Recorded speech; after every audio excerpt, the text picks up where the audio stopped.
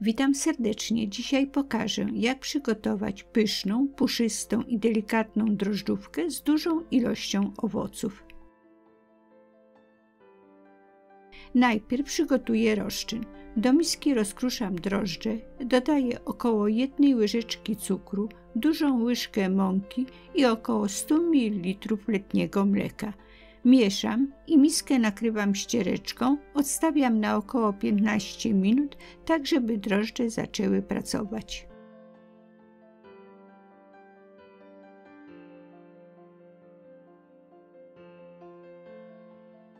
Po około 15 minutach przygotuję ciasto. Ciasto możemy wymieszać łyżką, mikserem z hakiem lub robotem. Do rozczynu dodaję pozostały cukier, szczyptę soli, 2 łyżeczki cukru waniliowego, pozostałą mąkę, pozostałe mleko i 3 żółtka.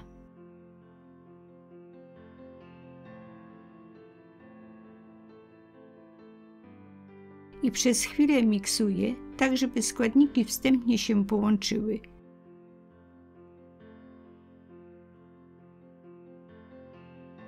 Następnie dodaję 100 g roztopionego i przestudzonego masła i miksuję przez kilka minut, aż ciasto stanie się gładkie i lśniące.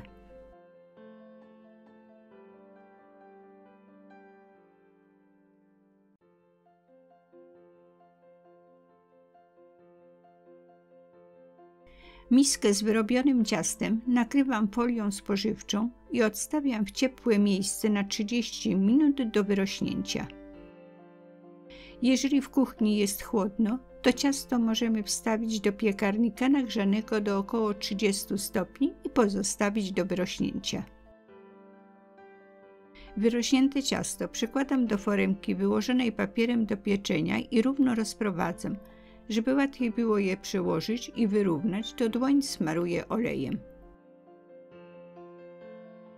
Następnie foremkę nakrywam ściereczką i odstawiam jeszcze na 30 minut do wyrośnięcia. W tym czasie, gdy ciasto wyrasta, przygotuję kruszonkę.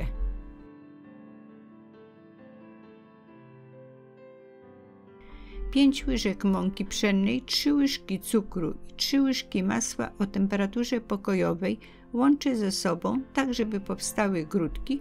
Kruszonka jest gotowa.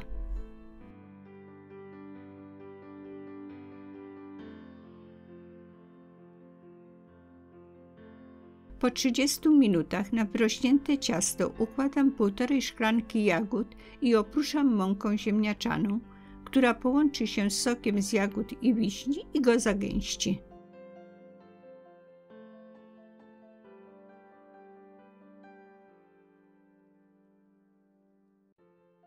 Następnie układam około 2 szklanek wydrolowanych wiśni i 3-4 pokrojone morele w zależności od wielkości. Owoce delikatnie wciskam w ciasto i górę posypuję kruszonką. Foremkę z ciastem wstawiam do nagrzanego piekarnika do 170 stopni na środkową półkę. Piekarnik mam ustawiony na grzanie góra-dół bez używania termoobiegu. Ciasto będę piekła około 35 minut do suchego patyczka. Długość pieczenia ciasta zależy od piekarnika i wielkości foremki. Upieczone ciasto od razu wyjmuję z piekarnika i foremki i odstawiam do wystudzenia. Gdy ciasto jest już zimne, żeby nie obsychało, to najlepiej jest je nakryć większą miską lub pojemnikiem.